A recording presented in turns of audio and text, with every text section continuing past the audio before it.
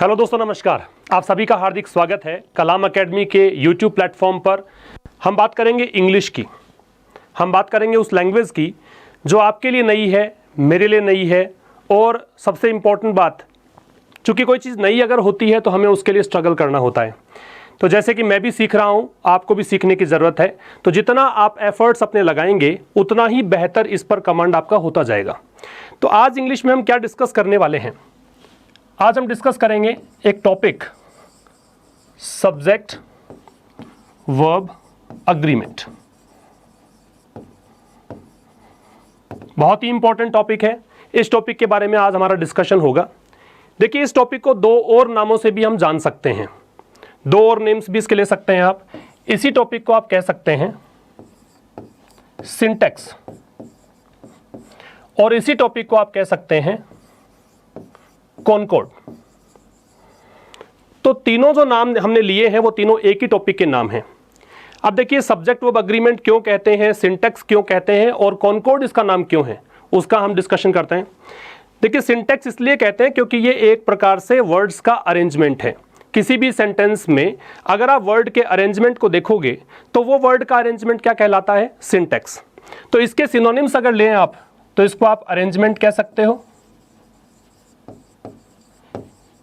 ठीक है। एक प्रकार से एक सिस्टम कह सकते हो। तो ये सिस्टम है, अरेंजमेंट है। कॉनकॉर्ड की अगर बात करेंगे आप तो कॉनकॉर्ड भी एक ऐसा ही पैटर्न है। इसको आप पैटर्न भी कह सकते हैं, पैटर्न ही ये है। लेकिन यहां पे देखिए, कॉनकॉर्ड से एक शब्द अगर आपको पता हो तो एक वर्ड हम लेते हैं अकॉर्ड। अगर आपको इस वर्ड के बारे में पता हो तो बेहतर समझ पाएंगे आप कि कॉनकॉर्ड क्या है। देखिए, अकॉर्ड का मतलब होता है सहमति। इसको मैं और आसान कर दूं आपके लिए तो इसको आप कह सकते हैं अग्रीमेंट। अग्रीमेंट तो समझते ही हैं, सामान्य भाषा का शब्द है, सहमति को बोलते हैं। तो यहां कॉनकॉर्ड जो है इसका मतलब अग्रीमेंट है। इसका मतलब ग्रामर के जो भी चीजें चलती हैं उनका अग्रीमेंट है। और खास करके किसका अग्रीमेंट देखना है? सब्जेक्ट और वर्ब का अग्रीमेंट देखना है। तो सबसे पहली बात तो समझ लीजिए कि एक ही टॉपिक को आप दो तरीके से और भी किसी बुक में देख सकते हैं। हो सकता है आपको इसका नाम नजर आए सिंटैक्स, हो सकता है इसका नाम आपको नजर आए कॉनकॉर्ड। सिंटैक्स क्या है? सिंटैक्स एक प्रकार का अरेंजमेंट है, सिस्टम है, पैटर्न है। कॉनकॉर्ड क्या है? कॉनकॉर्ड भी एक प्रकार का पैटर्न है, अरेंजमेंट है, सिस्टम है। लेकिन एक प्रकार से इसका जो सिनोनिम होता है वो अग्रीमेंट होता है। तो यहां देखिए, मैं एक चीज सिखाता हूं आपको। देखिए, अग्रीमेंट है, अग्रीमेंट को हमने क्या बोला? कॉनकॉर्ड बोला। तो अग्रीमेंट के लिए एक वर्ड हमने सीखा अकॉर्ड। तो फिर इसका ऑपोजिट भी सीख लीजिए। एक वर्ड होता है डिसअग्रीमेंट। क्या वर्ड लेंगे? डिसअग्रीमेंट। तो डिसअग्रीमेंट का मतलब वही है जो कि आप असहमति बोलेंगे हिंदी में, उसी को आप इंग्लिश में क्या कह सकते हैं? डिसअग्रीमेंट।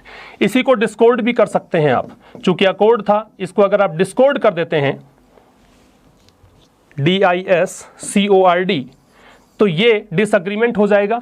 इसी को डिसेंट कर देते हैं तो ये भी डिसअग्रीमेंट हो जाएगा, असहमति। तो हमें कुल मिलाकर बात करनी है अग्रीमेंट की। चलिए आगे बढ़ते हैं। देखिए, टॉपिक का नाम हमने लिखा सब्जेक्ट और वर्ब और उसका क्या अग्रीमेंट। देखिए, बेहद आसान टॉपिक है लेकिन कई बार कॉम्प्लिकेशन इसमें आ जाते हैं, कई बार जटिलताएं यहां पे आपको फेस करनी पड़ जाती हैं। सब्जेक्ट और वर्ब के बीच में अग्रीमेंट आपको करवाना है। अग्रीमेंट से मतलब क्या है? अग्रीमेंट से मतलब ये है कि भाई, अगर कोई दो कंपनीज हैं या फिर कोई दो व्यक्ति हैं, अगर उनके बीच में अग्रीमेंट हुआ है, सपोज कि दो व्यक्तियों के बीच में अग्रीमेंट हुआ है, या दो व्यक्तियों के अलावा आप कहें कि दो कंपनीज के बीच में अग्रीमेंट हुआ है, तो वो अग्रीमेंट तब होता है जब दोनों की शर्तें मैच होती हैं। भी मेरा अग्रीमेंट आपके साथ हो गया, इसका मतलब जैसी शर्तें मेरी है आप उन शर्तों के साथ में सहमति रखते हैं, तब अग्रीमेंट हो सकता है। तो ठीक ऐसा ही है कि सब्जेक्ट और वर्ब के साथ अग्रीमेंट करवाना है। दो कंपोनेंट्स आपके पास हैं, एक सब्जेक्ट है और एक वर्ब है, इन दोनों के बीच अग्रीमेंट करवाना है तो यहां पे इन दोनों के बीच सहमति होनी चाहिए। सहमति का मतलब ये है कि ये दोनों इक्वल होने चाहिए। जैसा सब्जेक्ट वैसी वर्ब। ध्यान दीजिएगा, मैंने ये नहीं कहा है कि जैसी वर्ब वैसा सब्जेक्ट, मैंने कहा है जैसा सब्जेक्ट वैसी वर्ब। अगर आप इसको ऐसा पढ़ेंगे जैसा वर्ब वैसी सब्जेक्ट, तो फिर ये गलत हो जाएगा सेंटेंस। समझ रहे बात? यहां पे आपको जैसा सब्जेक्ट है वैसी वर्ब अप्लाई करनी है, वर्ब को देखकर सब्जेक्ट अप्लाई नहीं करना है। तो ये चीज आपको सीखनी है आज कि कैसे हम सब्जेक्ट और वर्ब को बराबर कर सकते हैं, कैसे हम वर्ब को सब्जेक्ट के इक्वल रख सकते हैं, किस प्रकार का सब्जेक्ट हो, किस प्रकार की वर्ब लगानी है, ये आपको सारा सीखना है। तो अब चलिए चलते हैं हम कि सब्जेक्ट कितने प्रकार के हो सकते हैं। बहुत सिंपल से मैं स्टार्ट करता हूं, बहुत जीरो से स्टार्ट करके, बेसिक से स्टार्ट करके एडवांस लेवल तक लेकर चलेंगे। तो सब्जेक्ट, सबसे पहले तो मुझे आपसे ये जान लेना चाहिए कि सब्जेक्ट के बारे में आपको मालूम है क्या। देखिए, सब्जेक्ट को ही डूअर भी बोलते हैं। सब्जेक्ट को ही क्या बोलते हैं? Doer, DOER। डू का मतलब क्या होता है? करना। डू का मतलब क्या है? करना। और ER लगा दिया, डूअर, इसका मतलब है काम करने वाला। तो डूअर काम करने वाला है, सब्जेक्ट का मतलब कर्ता हम बोलते ही हैं, दोनों डिफरेंट भी हो सकते हैं। इसको सब्जेक्ट वर्ब अग्रीमेंट ही कहा जाता है, इसको हम डूअर वर्ब अग्रीमेंट नहीं कहते हैं। मैं एक एग्जांपल देकर समझाना चाहूंगा। देखो इस चीज को, यहां जैसे मान लीजिए मैंने एक सेंटेंस लिखा, it is very hot today. यदि मैंने यहां आपसे पूछा कि बेटा यहां पे सब्जेक्ट क्या है, तो आप कहेंगे कि इट है। यदि मैंने आपसे पूछा कि यहां डूअर क्या है, तो यहां काम तो हो ही नहीं रहा, कोई एक्शन वर्ब ही नहीं है, कोई काम नहीं है यहां पर, इसलिए आप इसे डूअर नहीं कह सकते। तो ये केवल क्या है? सब्जेक्ट है। समझ रहे हैं?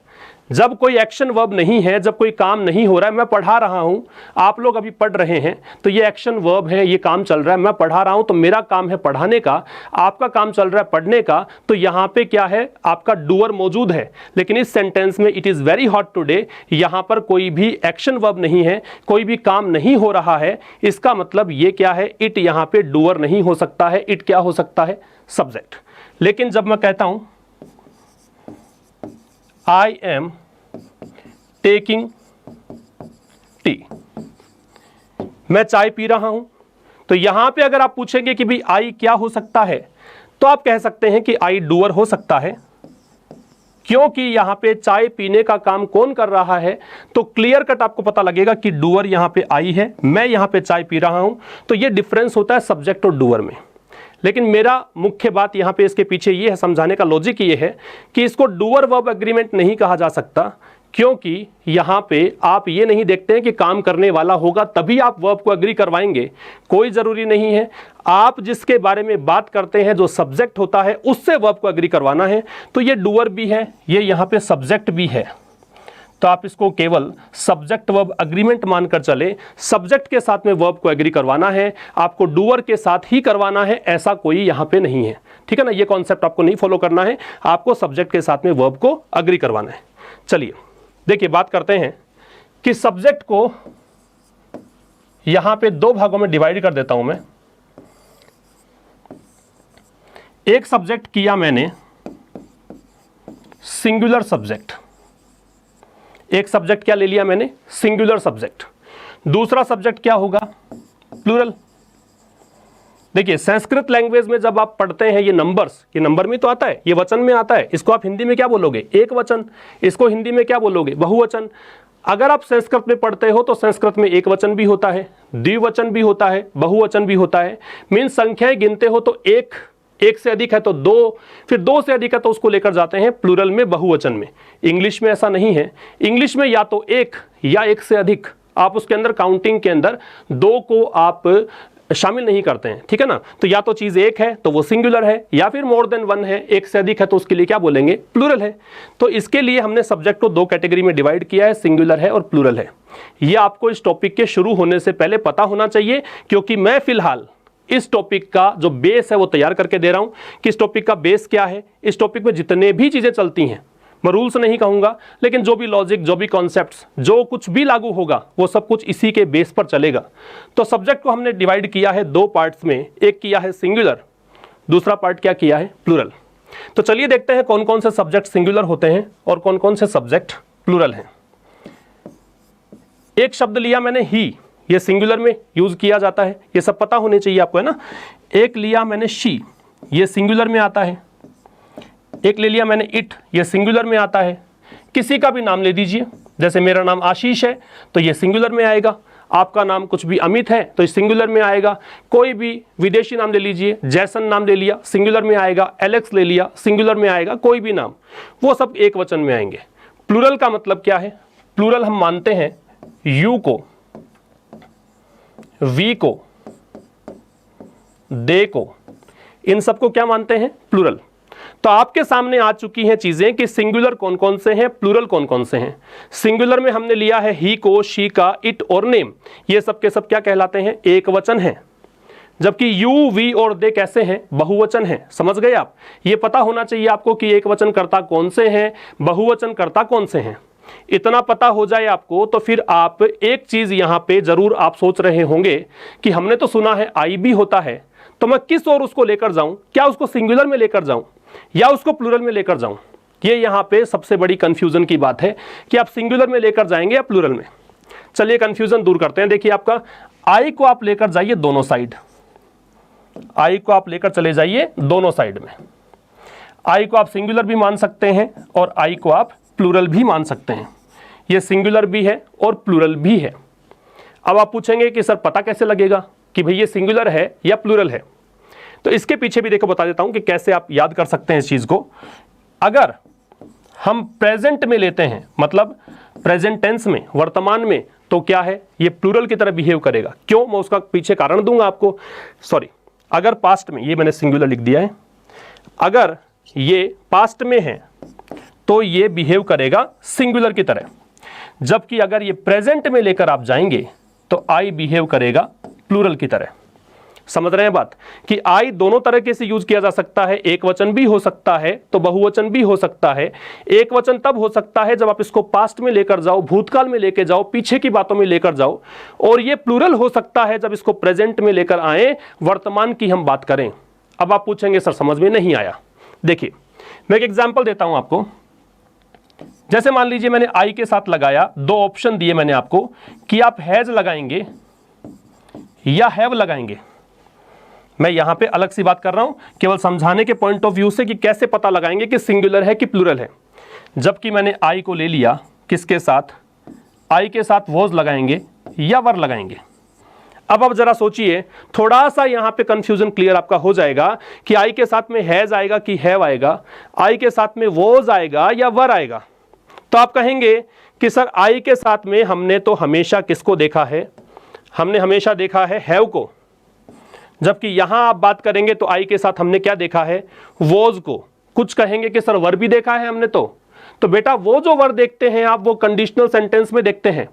अभी फिलहाल मैं सामान्य बातें कर रहा हूं, शर्त वाले वाक्यों की बात नहीं कर रहा हूं, कंडीशनल सेंटेंसेस की बात नहीं कर रहा हूं, बहुत सिंपल सी बात कर रहा हूं कि सामान्य वाक्य अगर है तो वहां पे आप क्या देखते हैं? आई के साथ में वॉज लगता है, वर लगता है, लेकिन वो कंडीशनल सेंटेंसेस में लगता है। कंडीशनल सेंटेंस क्या है, कैसे पता लगेगा, वो सब बातें बाद में करेंगे। फिलहाल हम सीधा पॉइंट पर आ रहा हूं मैं कि कैसे आप आई को एक वचन मानते हैं, कैसे बहुवचन मानते हैं।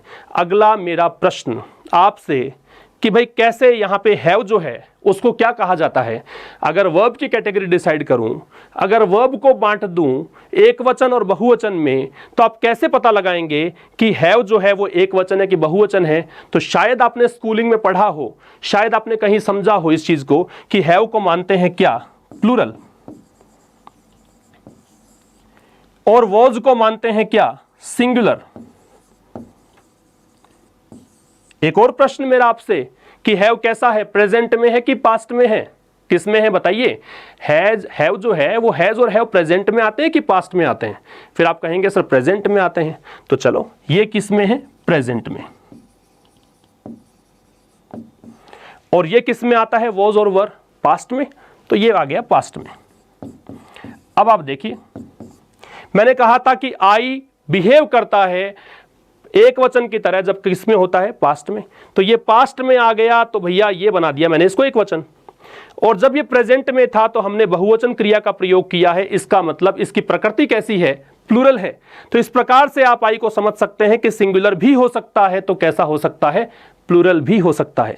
तो ये मैंने केवल कंफ्यूजन क्लियर किया है। मैं फिर से बहुत सीधे तरीके से बता देता हूं इसको कि आपको पता क्या लगाना है कि भी सब्जेक्ट हमने लिया, सब्जेक्ट की दो कैटेगरी हमने की, एक कैटेगरी हमने कर दी सिंगुलर, एक कैटेगरी हमने कर दी प्लूरल। मैंने सिंगुलर में आपको बताया ही आएगा, शी आएगा, इट आ सकता है, किसी का नेम आ सकता है। प्लूरल में मैंने आपको बताया कि यू आ सकता है, वी आ सकता है, दे आ सकता है। समझ में आ गया यहां तक? आई की बात हमने की थी, तो इसको अलग से हाईलाइट कर लेते हैं हम कि आई दोनों तरफ आ सकता है। बस फर्क क्या है, सिंगुलर में तब आएगा जब हम इसको पास्ट में लेकर जाएंगे, और प्लूरल में तब आएगा जब इसको प्रेजेंट में लेकर जाएंगे। शायद यहां तक सब कुछ समझ में आ गया होगा आपको, है ना? अभी तक हमने इतना ही सीखा है कि सब्जेक्ट की कैटेगरी को हमने डिवाइड किया है, दो पार्ट्स किए हैं, एक वचन किया है, बहुवचन किया है। अब आ जाते हैं, हमें अग्रीमेंट किसका करवाना है सब्जेक्ट के साथ में? बोलिए, किसका अग्रीमेंट करवाना है? वर्ब का। तो वर्ब पे आ जाइए। क्या पढ़ते हैं इसको पढ़ते हैं वर्ब। तो वर्ब की कैटेगरी भी हम दो बनाएंगे। एक कैटेगरी होगी सिंगुलर, एक कैटेगरी होगी प्लूरल। अब फिर से मेरा प्रश्न यही रहेगा कि भाई सिंगुलर वर्ब है तो कौन सी है और प्लूरल वर्ब है तो कौन सी है? कैसे पता लगे कि सिंगुलर है कि प्लूरल है? तो देखिए, कुछ चीजें आपको जो पढ़ी हुई है आपने, उसके हिसाब से हम देखें तो इज सिंगुलर होता है, हैज सिंगुलर होता है, वॉज सिंगुलर होता है।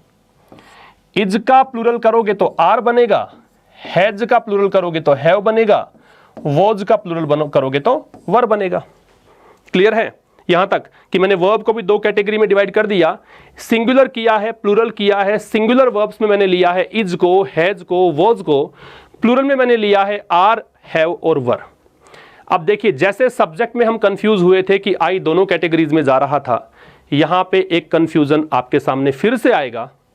क्या कंफ्यूजन है? देखिए, यहां कंफ्यूजन आपके सामने आएगा कि सिंगुलर वर्ब हो सकती है V1 के साथ में एस या ES, प्लूरल वर्ब होती है V1। अब मैंने कहा कि कंफ्यूज होंगे आप लोग, तो यहां कंफ्यूजन का विषय क्या है? देखिए, हम लोगों ने जनरली ये समझा है, हमने जब से इंग्लिश पढ़ा है, जो भी पढ़ते हैं हम लोग, तो जनरली हमारी इंग्लिश बहुत कमज़ोर होती है और हम लोग ये समझते हैं कि जहां भी एस या ES नज़र आ जाए उसको क्या मान लें? प्लूरल। मैं कुछ एग्जाम्पल देता हूं आपको। जैसे मान लीजिए, मैंने कहा टीचर्स, और मैंने आपसे पूछा कि भाई ये सिंगुलर है कि प्लूरल है? आप तपाक से बोलेंगे कि सर ये तो प्लूरल है। मैंने पूछा क्यों? आपका जवाब आएगा सर एस जुड़ा हुआ है। फिर मैं आ गया अगले में, मैंने लिखा स्टूडेंट। अब मैं पूछूं सिंगुलर है कि प्लूरल है? आप कहेंगे सर सिंगुलर है। क्यों? क्योंकि एस या नहीं है। लेकिन देखिए दोस्तों, ये जो मैंने कैटेगरी बताई है ना, ये नाउन है। ये सब के सब क्या है? नाउन है। ये दो एग्जाम्पल मैंने दिए हैं, ये नाउन्स के एग्जाम्पल हैं। हम किसकी बात कर रहे हैं? हम बात कर रहे हैं वर्ब की।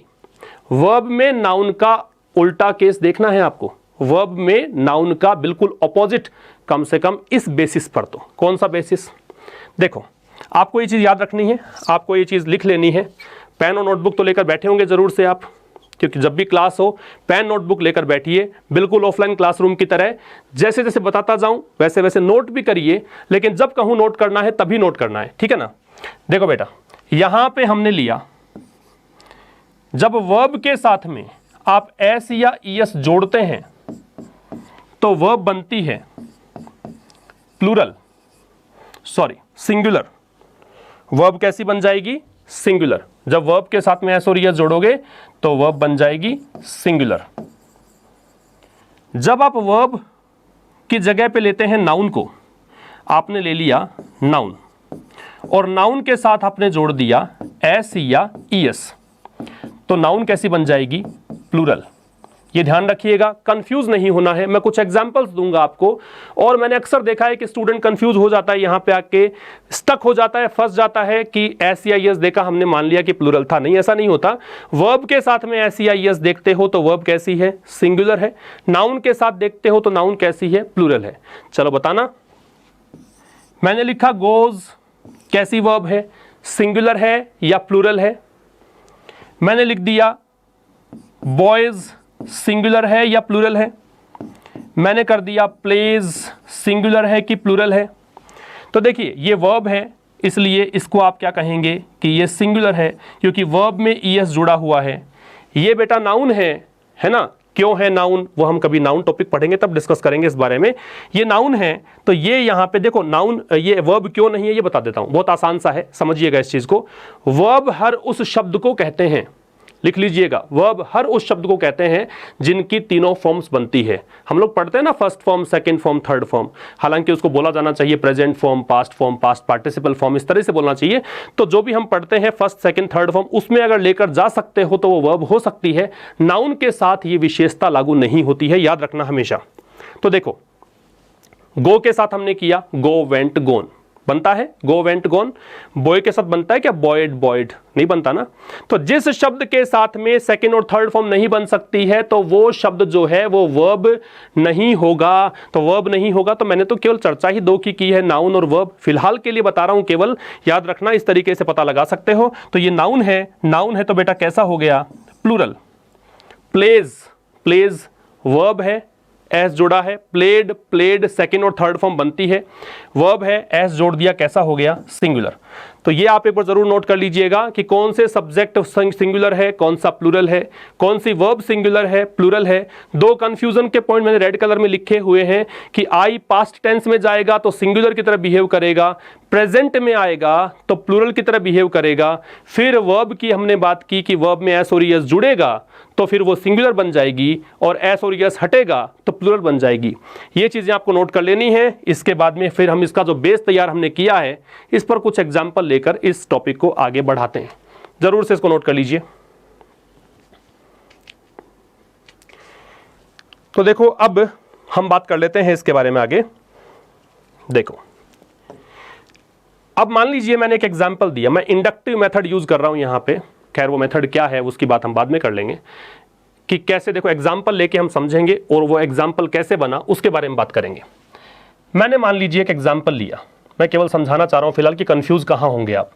अभी देखिए कोविड-19 चल रहा है, कोरोना वायरस, कोविड-19 जानते होंगे, पूरा विश्व जान चुका है इस बीमारी के बारे में। तो जैसे मान लीजिए मैंने कह दिया, जैसे द केसेस ऑफ कोविड-19 और आगे मैंने ब्लैंक डाल दिया। जैसे आपके एग्जाम में प्रश्न आएंगे ना वैसी बात कर रहा हूं, आपको एक ब्लैंक मिलेगा। अब देखो मैंने कह दिया the cases of covid 10,000 mark in, जो भी कोई रीजन है, इन रीजन ए। मैंने कोई एग्जांपल दे दिया कि रीजन है एक ए नाम का कोई शहर है, वहां पर कोविड-19 केसेस की संख्या इस मार्क को क्या कर चुकी है, पार कर चुकी है। आपके पास दो ऑप्शन हैं, एक ऑप्शन है क्रॉस, दूसरा ऑप्शन है क्रॉसेज। ये चीजें आपके एग्जाम में ऐसे आती हैं, ठीक है। मैं केवल आपको एक सिंपल सा एग्जांपल मैंने दिया है ताकि आप ये समझ जाएं कि किस टॉपिक की हम बात कर रहे हैं, कैसे प्रश्न बनने संभावित हैं। मैंने कहा सब्जेक्ट के साथ वर्ब का एग्रीमेंट है, वर्ब सब्जेक्ट को देखकर लगेगी। तो पहला काम आपका क्या हुआ कि आप ये फाइंड आउट करें कि इस सेंटेंस में सब्जेक्ट क्या है। अब देखो बहुत सारे बच्चे ये मान लेते हैं कि पहला शब्द है वही सब्जेक्ट है, यहां तो ठीक है वो काम भी चल जाएगा आपका, लेकिन बहुत सारे सेंटेंसेस ऐसे भी होंगे जहां आपको पता नहीं लगेगा कि वो सेंटेंस का सब्जेक्ट है कि नहीं है। तो रियल आर्ट, वास्तविक कलाकारी जो आपको इस टॉपिक में लगानी है वो ये है कि आप सब्जेक्ट को पहचानना सीखें। How to identify a subject, that is the biggest thing here in this topic particularly. आपको पता होना चाहिए कि सब्जेक्ट की पहचान कैसे करें। यहां तो सब्जेक्ट क्या है, केसेस है, और मैं तो कहूंगा कि आप हिंदी मीडियम से हो तो जरूर से ट्रांसलेट कर लेना मन मन, इंग्लिश मीडियम से हो तो आप समझ जाएंगे, क्योंकि इंग्लिश मीडियम के बच्चे इंग्लिश को इंग्लिश में ही समझते हैं। हिंदी मीडियम से अगर आप हैं तो कोई खास बात नहीं है, आप इसको ट्रांसलेट कर ले मन ही मन, समझ में आ जाएगा क्या बोलना चाह रहा है सेंटेंस। सेंटेंस बोल रहा है कोविड-19 के केसेज, रीजन ए है, वहां कोविड-19 के केसेज जो हैं उसने 10,000 का जो मार्क है, ये जो आंकड़ा है, इसको पार कर लिया है ना, या पार कर लिया है और या पार करता है। ऐसी कोई हेडलाइन मान लीजिए न्यूज़पेपर में आ गई, न्यूज़पेपर में कोई हेडलाइन आती है तो उसको आप प्रेजेंट सिंपल टेंस में लेते हैं जनरली, है ना। न्यूज़पेपर में हेडलाइन को किस में लेते हैं, प्रेजेंट सिंपल। इसको आप और क्या कह सकते हो, प्रेजेंट इंडेफिनिट टेंस में। तो मैंने प्रेजेंट इंडेफिनिट लिया, मान लीजिए हेडलाइन आ गई। अब आपको करना है कि क्रॉस करोगे क्रॉसेज। आपने क्या देखा, क्या पार कर गया है, मैं पूछूं आपसे, किसने पार किया है 10,000 का मार्क जो है, तो आप कहेंगे कि 10,000 का मार्क जो है वो पार किया है केसेस ने। ये हुआ सब्जेक्ट, केसेस नहीं पार किया ना, भी केसेस जो है कोविड-19 के वो चले गए 10,000 के पार। तो केसेस जब सब्जेक्ट है तो आपको पहली चीज क्या बतानी है कि केसेस सिंगुलर है या प्लूरल है, तो आप कहेंगे प्लूरल है, क्योंकि अभी तो हमने सीखा कि जनरली नाउन के साथ में एस और यस जोड़ते हैं तो प्लूरल बनता है, तो ये हो गया है प्लूरल। अब प्लूरल के साथ वर्ब कैसे लगाओगे, प्लूरल लगाओगे, वर्ब भी कैसी आएगी, प्लूरल आएगी। अब मैं पूछता हूं कि भाई ये प्लूरल है या फिर ये प्लूरल है। वर्ब में हमने क्या सीखा था, अभी मैं केवल वो कंफ्यूजन क्लियर कर रहा हूं आपका कि एस और यस जुड़ने से क्या होगा, हटने से क्या होगा। हमने क्या सीखा था कि वर्ब के साथ में, क्रिया के साथ में एस या ईएस हो तो क्या है, वो प्लूरल है, सॉरी सिंगुलर है। नाउन के साथ में एस और ईएस जोड़े तो वो क्या है, प्लूरल है। तो यहां तो वर्ब की बात कर रहे हो ना, तो वर्ब के साथ एस या ईएस जुड़ा तो ये तो क्या हो गई है, सिंगुलर, और यह क्या हो गई है, प्लूरल। सब्जेक्ट कैसा है, प्लूरल। अग्रीमेंट कैसे होगा, प्लूरल के साथ प्लूरल। जब पी के साथ पी जुड़ेगा, जब एस के साथ एस जुड़ेगा, सिंगुलर में सिंगुलर, प्लूरल में प्लूरल, तो केसेस के साथ क्या जोड़ दूं, क्रॉस, तो ये आ गया है आपका अग्रीमेंट, हो गया है, सेंटेंस परफेक्ट है। आया क्या समझ में आपको, भाई प्लूरल सब्जेक्ट लिया, प्लूरल वर्ब हमने ले ली, वाक्य पूरा परफेक्ट हो गया। एक और एग्जांपल देता हूं, देखो आपको, मान लीजिए मैंने लिख दिया एलेक्स एंड जैसन डैश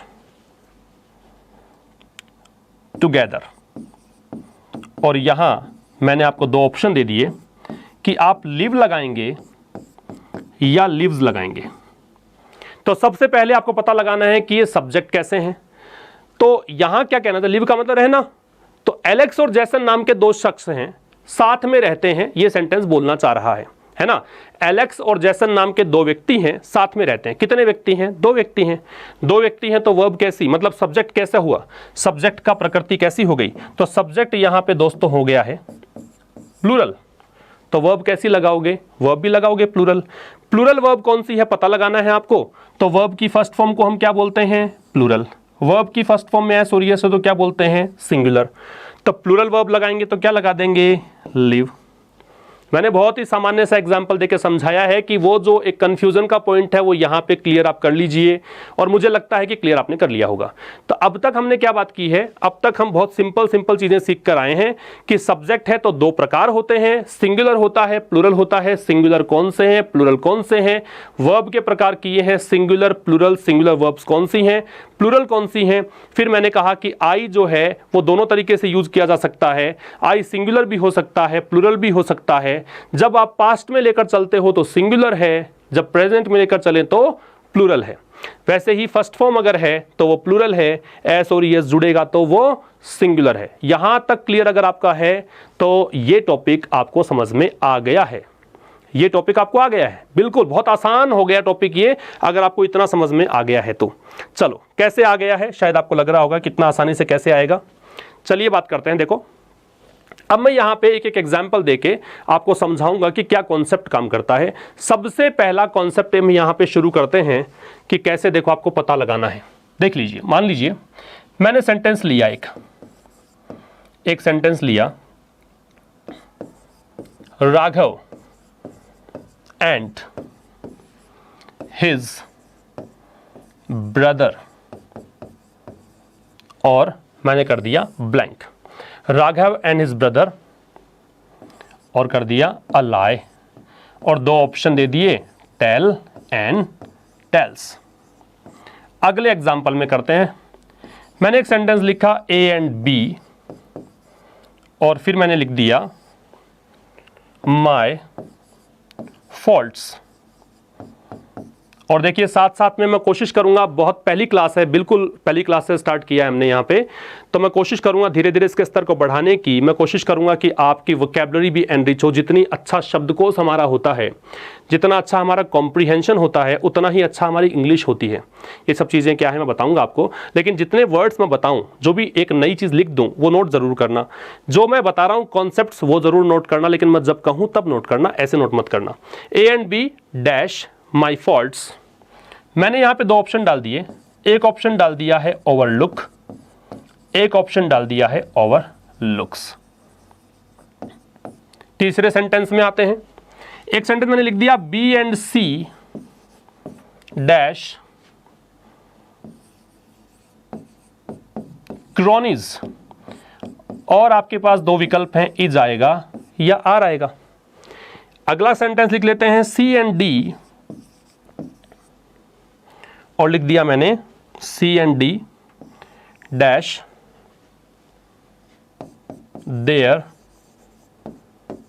मील। यहां मैंने दो ऑप्शन डाल दिए, हैज टेकन या फिर हैव टेकन। ठीक है दोस्तों, तो ये मैंने कुछ एग्जाम्पल दिए हैं आपको, बहुत सिंपल से एग्जाम्पल दिए हैं आपको। ब्रैकेट में दिए गए ऑप्शंस के बेसिस पर फिलअप करना है ब्लैंक को कि किससे ये फिल हो सकता है। चलो बात करते हैं। पहले आप सोच लीजिए इसके बारे में क्या हो सकता है, और शायद मुझे लगता है सबको समझ में आ भी गया होगा, बशर्ते आपको ये पता हो कि कौन सी वर्ब सिंगुलर है और कौन सी प्लूरल है। चलो पहले देखो, राघव एंड हिज ब्रदर। देखो बेटा, यहां मैं बताऊंगा आपको कॉन्सेप्ट क्या काम करता है पीछे, पहले आप बात करेंगे कि क्या क्या आ सकता है। देखो सभी के अंदर मैंने एक सेम पैटर्न यूज किया है, same kind of pattern has been followed here. मैंने यहां पे राघव को यूज किया। राघव एक व्यक्ति है, एक उसका भाई है। कितने हो गए भैया? दो। एक राघव है, एक उसका भाई है, कितने व्यक्ति हो गए? दो। यहां पे लीजिए, एक व्यक्ति ए है, एक व्यक्ति बी है, जोड़ दो, एंड जोड़ेगा, कितने व्यक्ति हो गए? दो। नीचे वाले में आ जाओ, एक व्यक्ति ये है, ये जोड़ेगा, एक व्यक्ति ये है, कितने व्यक्ति हो गए? दो।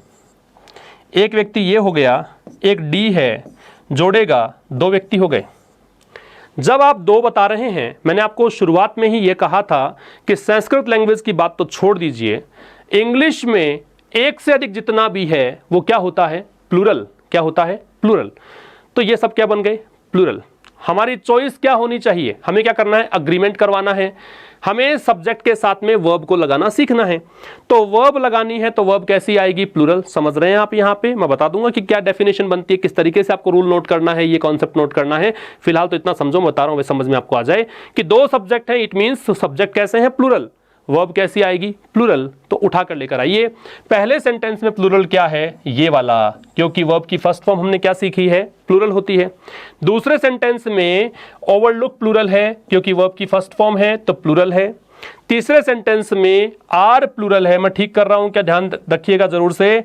और फोर्थ सेंटेंस में हैव टेकन प्लूरल है, हैज टेकन सिंगुलर है। तो लगा दीजिए, आपका सेंटेंस बन जाएगा। पहले सेंटेंस में टेल आएगा, दूसरे सेंटेंस में ओवरलुक आएगा, तीसरे सेंटेंस में आर आएगा, और फोर्थ वाले में हैव टेकन आएगा। क्लियर है क्या? आ गया ना समझ में? भाई दो सब्जेक्ट्स को हमने जोड़ा, दो सब्जेक्ट बने, एंड से जोड़ा है, तो वर्ब कैसी आएगी? प्लूरल। तो कॉन्सेप्ट क्या कहता है कि भैया जब एक से अधिक जितने भी सब्जेक्ट हो, भाई कॉन्सेप्ट कहीं भी मिला लीजिए इस टॉपिक के पूरा का, एक मैं कहूँ बहुत सिंपल सी चीज़ कि ये टॉपिक लास्ट में जाकर कितने भी रूल्स आप पढ़ लो, कितने भी पॉइंट्स बना लो, मिलेगा जाकर वहीं पर singular subject, singular verb, plural subject, plural verb. कुछ खास है नहीं इस टॉपिक के अंदर। तो यहाँ आपने पहचान करनी है केवल कि सब्जेक्ट कितने हैं। तो सब्जेक्ट प्लूरल निकल कर आए। कैसे निकल कर आए? जब एंड से जोड़ा। तो क्या मैं इसको इस तरह समराइज कर सकता हूँ?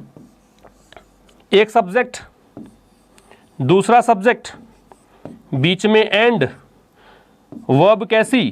प्लूरल। लेकिन सामान्यतया जनरली लैंग्वेज में जनरली शब्द का बहुत महत्व है। आप मेरे साथ जब पढ़ेंगे आगे आगे इंग्लिश समझ जाएंगे इस बात को। क्योंकि देखिए लैंग्वेज में आप एक चीज़ यूज करते हैं, एक्सेप्शंस, अपवाद। अपवाद हर जगह आपको मिलते हैं, लेकिन याद रखिए कि इसी कारण से हम इसको जनरली बोलते हैं अपवाद, एक्चुअल में है ही नहीं, वो कुछ चीज़ें अलग हो जाती हैं, उनको अपवादों में काउंट करते हैं क्योंकि सामान्य ट्रैक से हटकर हम बात करते हैं, that is why they are called exceptions. तो यहाँ तो याद करिए ये चीज़ को कि एक और दो चीज़ों को जोड़ा है तो प्लूरल बनेगा। किससे जोड़ा है? एंड से। एंड क्या करता है? एंड जोड़ता है। एंड क्या करता है? एडहेसिव का काम करता है। एडहेसिव क्या होता है? नोट कर लेना। एडहेसिव, चिपकाने वाले पदार्थ को हम बोलते हैं एडहेसिव। फेविकॉल एक एडहेसिव है, गोंद है तो वो एडहेसिव है। नोट कर लीजिएगा इस शब्द को, जितने भी शब्द बताता चलूं वो नोट करते चलें, समझ में आपको आ जाएगा। एडहेसिव है वो चिपकाने वाले पदार्थ को कहा जाता है, ठीक है। तो आप पूछो मेरे से चिपकाने को क्या बोलते हैं? चिपकाने को बोलते हैं स्टिक, STICK। तो स्टिक चिपकाने को बोलते हैं, एडहेसिव चिपकाने वाले पदार्थ को बोलते हैं, ठीक है। तो ये चिपका रहा है, ये दो चीज़ों को जोड़ रहा है, लेकिन ये एक भी तो कर सकता है दो को जोड़कर, ऐसा भी हो सकता है। लेकिन फिलहाल आप इतना याद रखें कि जब दो सब्जेक्ट्स को हमने जोड़ा एंड से तो वर्ब कैसी आएगी? प्लूरल आएगी। कैसी वर्ब आएगी? प्लूरल आएगी। प्लूरल कैसे निकालना है वो हमने देख लिया। अब मैं आता हूं, दो वर्ड्स मैंने यहां पे यूज किए हैं, उन दोनों वर्ड्स का मतलब आप नोट करेंगे। एक वर्ड मैंने यूज किया है ओवरलुक। ओवरलुक का मतलब क्या है? नोट करें। ओवरलुक का मतलब होता है, ओवरलुक से मतलब होता है डिसरिगार्ड। क्या मतलब होता है? डिसरिगार्ड, या फिर आप कह सकते हो नेग्लेक्ट, या फिर आप कह सकते हो इग्नोर। ये सब मतलब होते हैं। कुल मिलाकर आप हिंदी में लिखेंगे तो इसको लिखेंगे अनदेखी करना। ओवरलुक का मतलब अनदेखी करना, ध्यान ना देना। और बहुत ही प्यारा सा वर्ड बता दूं मैं आपको इसके लिए, एक और ग्लॉस ओवर भी हो सकता है। ग्लॉस ओवर छिपाना होता है, अनदेखी करना एक प्रकार से। तो ओवरलुक का मतलब ओवरपास भी होता है। तो ये सब इसके सिनोनिम्स हैं। अनदेखी करने को बोलते हैं ओवरलुक। तो क्या बोल रहा है? ए और बी मेरी गलतियों की अनदेखी करते हैं, मेरी गलतियों पर ध्यान नहीं देते हैं, मुझे टोकते नहीं है। ये इसका ट्रांसलेशन है, ये इसका अनुवाद है सेंटेंस का। तो ओवरलुक एक नया वर्ड हमें मिला, नोट करेंगे आप। डिसरिगार्ड होता है, नेग्लेक्ट होता है, इग्नोर होता है। समझ में आ गया? इधर देखो, क्रोनी शब्द है। क्रोनी का मतलब क्या है? क्रोनी का मतलब है दोस्तों फ्रेंड। क्रोनी का मतलब क्या है? फ्रेंड। मित्र को बोलते हैं क्रोनी। तो आप जैसे कभी किसी को बोलते हैं you are my best friend, you are my friend, he is my friend, तो उसकी जगह पे रिप्लेस कर लीजिए आज से, आप कहें you are my crony, he is my crony. इस तरह कर लीजिए, याद हो जाएगा आपको। बहुत सिंपल है। हम लोग याद करने की कोशिश करेंगे, सब होगा। हम लोग अगर सीखने की कोशिश करेंगे तो सब सीखा भी जाएगा। तो याद कर लीजिएगा इस वर्ड को। क्रोनी का मतलब फ्रेंड होता है और ओवरलुक का मतलब अनदेखी करना होता है। जब हम क्लास का एंड करेंगे ना, लास्ट में आते आते मैं सब चीज़ों को दोबारा से पूछूंगा आपसे, तो आप इस चीज़ का याद रखें कि मैं दोबारा से पूछने वाला हूं। और उस चीज़ के कारण चूंकि आपको आंसर देना है वहीं से जहां से आप देख रहे हैं, तो इसको जरूर से मन में रखिए, दिमाग में रखिए, याद रखिए। क्रोनी का मतलब फ्रेंड है, डिसरिगार्ड, नेग्लेक्ट, इग्नोर का मतलब ओवरलुक है, ठीक है। चलो, ये हमने एक चीज सीखी है यहाँ पे कि दो सब्जेक्ट्स को जोड़ा एंड से तो वर्ब कैसी? प्लूरल। लेकिन देखो यहां पे कुछ चीजें अलग भी हो सकती हैं। कैसे? मान लीजिए मैंने एक सेंटेंस लिखा, जैसे मैंने लिख दिया the director and producer of the movie is from India। ठीक है, ये एक सेंटेंस लिख दिया मैंने। The director and producer of the movie is from India. Verb कौन सी यूज की है दोस्तों? मैंने इज। एक सेंटेंस और ले लेते हैं। मैंने इसी सेंटेंस को लिख दिया the director and the producer of the movie, और फिर आपको लगा दिया मैंने यहां पे are from India. Same sentences लिए हैं। एक सेंटेंस में मैंने यूज किया है इज। मैं बहुत सामान्य एग्जाम्पल से ही पढ़ा रहा हूं आपको, ताकि आपके दिमाग में चीजें फिट हो जाएं, आप समझ लें। यहां यूज किया है दोस्तों इज, यहां यूज किया है आर। सिंगुलर और प्लूरल। क्या हो गया ऐसा? हमने तो ये पढ़ा था कि एंड से दो सब्जेक्ट जुड़ेंगे वर्ब प्लूरल आएगी। तो भाई एंड एक तो ये जुड़ रहा है, एक ये जुड़ रहा है, दो बॉक्स बना दिए मैंने। यहां ये जुड़ रहा है और ये जुड़ रहा है, समझ रहे हो? लेकिन दोस्तों यहां पे एक ट्विस्ट है। मैंने इसीलिए कहा था कि सामान्यतया लगाते हैं, कई चीज़ें अलग भी हो सकती हैं। देखो, डायरेक्टर और प्रोड्यूसर अगर ये दो अलग अलग शख्स होते तो दोनों से पहले हम द लगाते। ये यहाँ पे ये बताने के लिए है, ये जो द लग रखा है ना, ये बताने के लिए है कि ये अलग है। इसका मतलब यहाँ नहीं लगाया तो ये अलग नहीं है। तो मूवी का जो डायरेक्टर है, प्रोड्यूसर है, वो कितने व्यक्ति हैं? एक ही है। मैं एक ऐसा एग्जाम्पल भी देके बता दूंगा ताकि आपको समझ में आ जाए कि ऐसा कैसे हो सकता है, एक ही है। बिल्कुल हो सकता है। अगर आपको आईपीएल देखे हो आपने, अगर आपने क्रिकेट के शौकीन आप रहे हैं, तो आईपीएल का जो पहला संस्करण था उसमें राहुल द्रविड़ कैप्टन और कोच दोनों थे अपनी टीम के। राजस्थान रॉयल्स की बात मैं कर रहा हूं। तो वहां दोनों भूमिका एक व्यक्ति ने निभाई थी। तो ऐसी स्थिति में क्या है, ये एक व्यक्ति हो सकते हैं। बस पता लगाना है कैसे। तो कैसे का आंसर ये है कि डायरेक्टर से पहले द लगा हुआ है, प्रोड्यूसर से पहले कुछ नहीं लगा हुआ है, तो ये दोनों एक ही माने जाएंगे। And if they are not different, अगर एक ही है तो इसका मतलब वर्ब कैसी आएगी? सिंगुलर। दूसरे में आ जाओ। दूसरे सेंटेंस में डायरेक्टर लिखा है, प्रोड्यूसर लिखा है, डायरेक्टर अलग है, प्रोड्यूसर अलग है। How did I come to know? मुझे कैसे पता लगा? मुझे पता ऐसे लगा कि भैया द लगा हुआ है यहाँ, द लगा हुआ है यहाँ, तो दोनों अलग अलग हो गए। दोनों अलग अलग हो गए तो वर्ब कैसी आ जाएगी? प्लूरल। एक एग्जांपल देखिए, जैसे मैं अगर यूं लिख देता हूं, एक सेंटेंस में एग्जांपल बता रहा हूं कि एक व्यक्ति अलग अलग भूमिकाओं में कैसे हो सकता है। जैसे फरहान अख्तर, जानते हो क्या? फरहान अख्तर को जानते होंगे शायद आप, अगर आपने टीवी वगैरह देखा है, और आजकल तो इंटरनेट वगैरह सब कुछ देखते ही होंगे आप। फरहान अख्तर, जिंदगी ना मिलेगी दोबारा मूवी अगर आपने देखी हो तो इस व्यक्ति को आप जानते होंगे। Farhan Akhtar is a singer, actor, producer. क्या मैं सही कह रहा हूं? और एग्जाम्पल भी दे सकता हूं मैं। हिमेश रेशमिया को ले लीजिए, सिंगर है वो, भैया डायरेक्टर भी हैं, वो एक्टर भी हैं। वो छोड़ दीजिए एक्टिंग कैसे करते हैं क्या नहीं, वो हमारा विषय नहीं है। हमारा विषय ये है कि एक व्यक्ति अलग अलग भूमिकाओं में एक टाइम पर हो सकता है, ठीक है ना। तो वो क्या है, वो ये यहाँ पे मैंने एग्जांपल इसलिए दिया है कि वो अगर समझ में नहीं आया आपको कि कैसे सर डायरेक्टर प्रोड्यूसर एक हो सकता है, तो ये एग्जांपल देख लीजिए। फरहान अख्तर एक सिंगर है, एक्टर है, प्रोड्यूसर है, तीनों 3 in 1 है।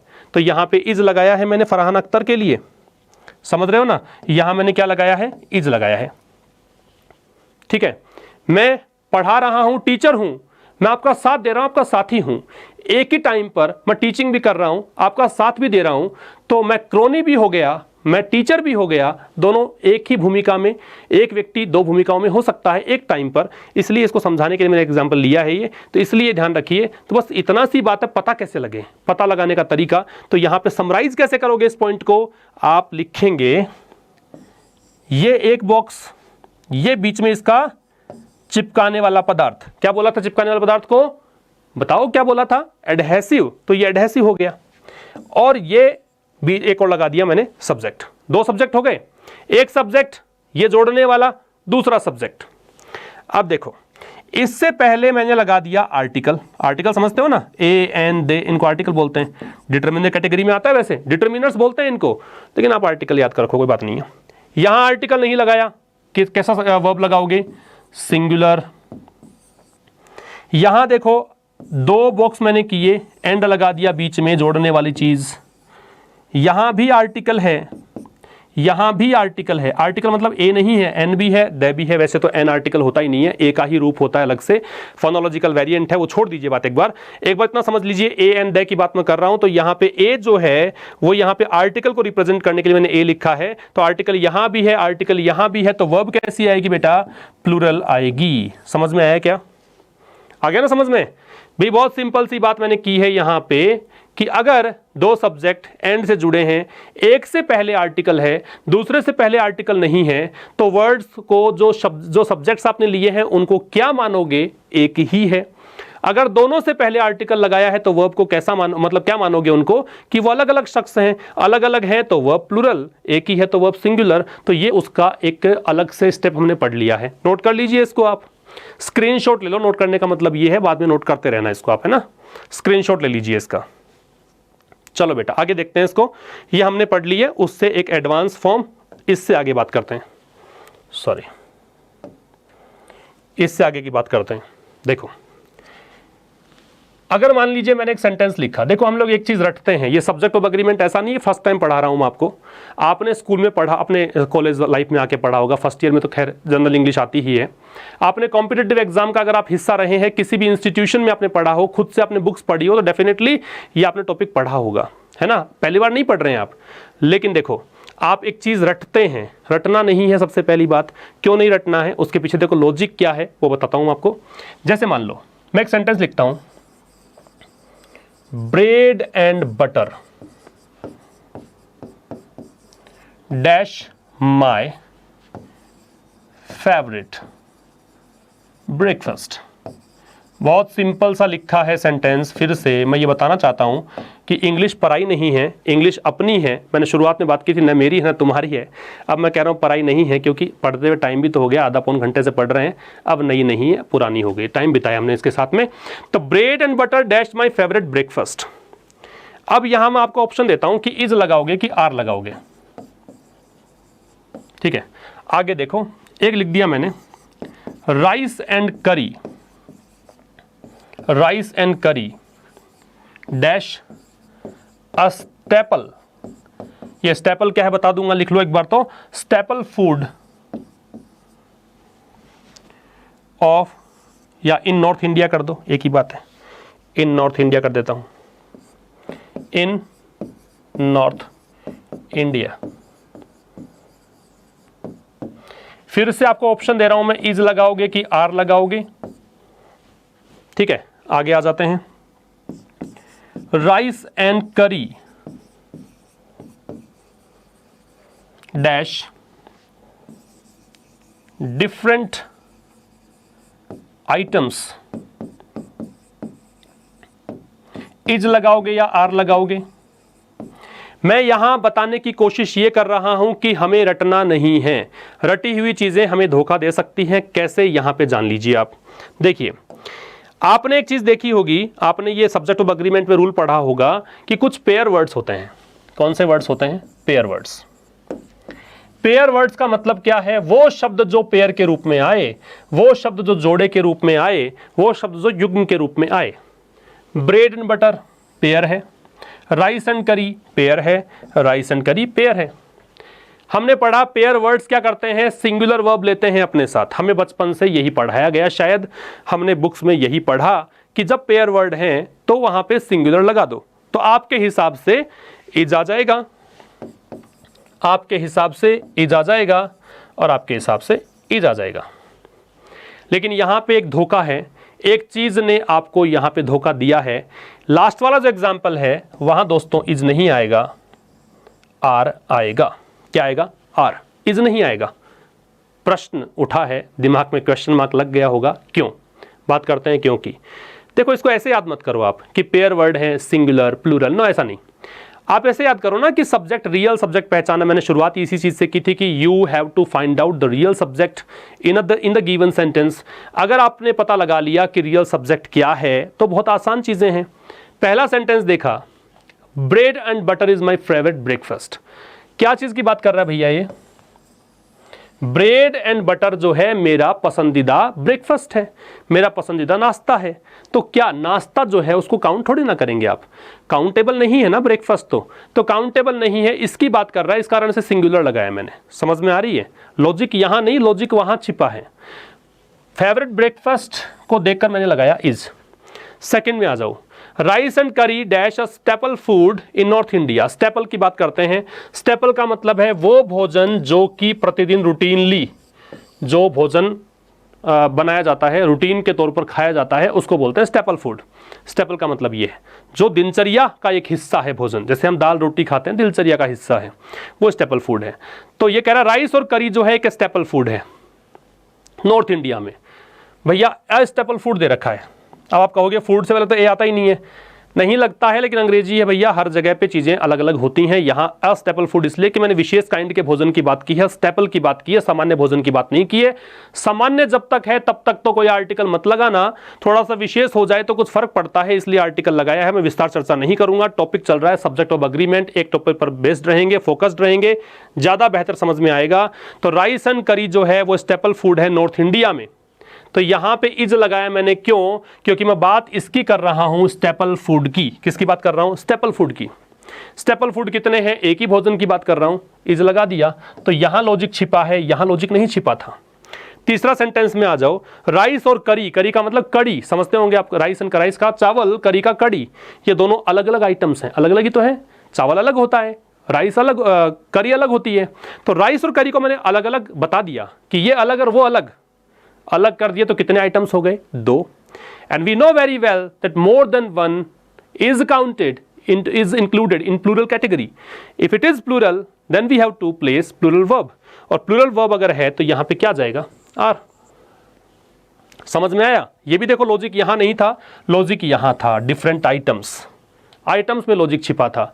आइटम्स प्लूरल है तो यहां पे R आ जाएगा। क्लियर है? तो आपको समझते चलना है, रटना नहीं है। नोट कर लीजिएगा इस बात को भी। मैं तो एक ही बात बता दी मैंने आपको, जब से शुरू किया इस टॉपिक को तो मैंने एक ही बात कही है कि रियल सब्जेक्ट पहचाने, वास्तविक सब्जेक्ट को पहचाने, समझ में आपको आ जाएगा। अब मैं एक बार आपको रिवीजन पर ले चलता हूं, क्योंकि मुझे लगता है कि रिवीजन ही सबसे इंपॉर्टेंट रिटेंशन के लिए। रिटेंशन समझते हैं, चीज़ों को बनाए रखना। तो रिटेन करने के लिए अगर आप चाहते हैं कि चीज़ें आपके दिमाग में रहें, आप चाहते हैं कि वो चीज़ें आपको एग्जाम तक याद रहें, आप चाहते हैं कि वो चीज़ें कभी भूले नहीं, तो रिवीजन, रिवीजन समझते हो किसको बोलते हैं? रिवीजन का मतलब है री प्लस विजन। री का मतलब दोबारा, विजन का मतलब देखना। एक बार फिर से देखो, एक बार फिर से देखो, फिर एक बार फिर से देखो, फिर एक बार फिर से देखो। री का मतलब ये नहीं केवल एक बार और देखना है, देखते रहें, चीज़ों को याद हो जाएंगी। चलो बात करते हैं कि हमने कौन कौन सी चीज़ें यहाँ पे देखी हैं। तो मैंने कुछ यहाँ पे अलग से नहीं बताया, बहुत सिंपल सी बातें की हैं। हमने शुरुआत की थी यहाँ पे सब्जेक्ट ऑफ अग्रीमेंट टॉपिक, जिसके नाम हमने 2 दिए थे, सिंटैक्स दिया था, कॉनकॉर्ड दिया था। फिर मैंने आपसे कहा था कि कॉनकॉर्ड है उसका एक सिनोनिम बताया था यहाँ पे। इस सिनोनिम, ये जो वर्ड्स लिखवाए हैं वो याद करते चलें, क्योंकि हर एग्जाम का हिस्सा होता है। सिनोनिम्स आते हैं, एंटोनिम्स आते हैं, वन वर्ड्स आते हैं, ईडियम्स एंड फ्रेजेस आते हैं। वोकैबुलरी, ऐसा कोई एग्जाम नहीं जहाँ पर वोकैबुलरी नहीं पूछते हैं, तो वोकैबुलरी खास करके आपको फोकस करना है। अकॉर्ड, ठीक है, अकॉर्ड के लिए मैंने कहा अग्रीमेंट कर दो, हार्मनी भी कह सकते हो, हार्मनी होता है, ठीक है। एंटोनिम किया डिसएग्रीमेंट, तो इसको डिस्कॉर्ड कहा, इसको डिसेंट कहा, ठीक है। इससे आगे फिर हमने बात क्या की? इससे आगे हमने बात करी कि सब्जेक्ट को बराबर करना है, मतलब वर्ब को बराबर करना है सब्जेक्ट के। मैंने सिखाया कि वर्ब को बराबर करना है सब्जेक्ट के। ऐसा नहीं है कि ये जो चीज़ है ना, इसको देखकर ये लगाएंगे, इसको देखकर ये लगाओगे तो गलत हो जाएगा। तो अग्रीमेंट की बात हमने की। फिर हमने बात की आगे कि सब्जेक्ट जो था, जैसे कि मैंने एक एग्जांपल दिया कि it is very hot today, तो इट यहाँ पे सब्जेक्ट है लेकिन डूअर नहीं है। डूअर क्या होता है? काम करने। थोड़ा सा लॉजिक याद रखें, चीज़ों को सामान्य चीज़ों से हटकर याद करने की कोशिश करें। थोड़ा सा हमें पता होना चाहिए कि सब्जेक्ट क्या है, डूअर क्या है। डूअर वो है जो एक्शन वर्ब के लिए काम आता है। एक्शन वर्ब नहीं हो तो फिर डूअर नहीं कहला सकता, सब्जेक्ट कहला सकता है। फिर इसके आगे हमने आए कि सब्जेक्ट को 2 कैटेगरी में डिवाइड किया, सिंगुलर प्लूरल। हमने तमाम बातें करी कि पास्ट टेंस में अगर आई है तो उसको मानेंगे सिंगुलर, प्रेजेंट में है तो उसको मानेंगे प्लूरल। इसके बाद में हम आ जाते हैं वर्ब कैटेगरी में। ये मैंने फिर से बता दिया था यहाँ पे कि सब्जेक्ट सिंगुलर प्लूरल कैसे होते हैं, वर्ब सिंगुलर एंड प्लूरल कैसे होती है। फिर वर्ब को हमने एस और ईएस जोड़ा, तो हमने बताया कि सिंगुलर कहलाएगी, और नाउन में अगर एस और ईएस जोड़ोगे तो प्लूरल बन जाएगी। कुछ एग्जाम्पल से मैंने बताया इसको। फिर हमने एक एग्जाम्पल देख के समझा कि कैसे ऐसे होता है कि एस और ईएस जुड़ने से फ़र्क क्या पड़ता है, हटाने से क्या फ़र्क पड़ता है। इसके बाद हम आ गए यहाँ पे, एक 2-3 चीज़ें हमने पढ़ी, और यहाँ से एक फाइंड आउट किया एक चीज़ जो बहुत इंपॉर्टेंट है, ये आपको नोट कर लेनी थी कि 2 सब्जेक्ट अगर आपने जोड़े हैं एंड से तो दोनों सब्जेक्ट्स प्लूरल बन जाएंगे। तो ऐसी कंडीशन में वर्ब कैसी आ जाएगी? प्लूरल। हमने 2 वर्ड्स यहाँ पे सीखे, एक ओवरलुक सीखा, एक यहाँ पे क्रोनी सीखा, और बीच में मैंने एक वर्ड बताया एडहेसिव। एडहेसिव से हमने सीखा स्टिक। एडहेसिव का मतलब चिपकाने वाला पदार्थ होता है, स्टिक का मतलब चिपकाना होता है, वर्ब होती है। ओवरलुक का अनदेखी करना होता है, इसके सिनोनिम्स होते हैं डिसरिगार्ड, नेग्लेक्ट, इग्नोर। और क्रोनी एक वर्ड सीखा जिसका मतलब फ्रेंड है, और मुझे आशा है ये वर्ड अभी और आज ही आप यूज कर लेंगे ताकि आपको याद रहे। फिर हमारे पेयर वर्ड्स में इसकी को समझा जो कि हमने शायद रटा हुआ था। यहाँ हमने समझा कि पेयर वर्ड्स के साथ में प्लूरल भी आ सकता है। हमें यहाँ नहीं देखना है, हमें पीछे वाली कहानी देखनी है, वहाँ से निकालना है कि क्या ये 2 है या एक ही है। अगर एक ही है तो सिंगुलर, एक से अधिक है तो प्लूरल। इससे आगे की चर्चा हम करेंगे कल। तब तक के लिए नमस्कार, थैंक यू वेरी मच।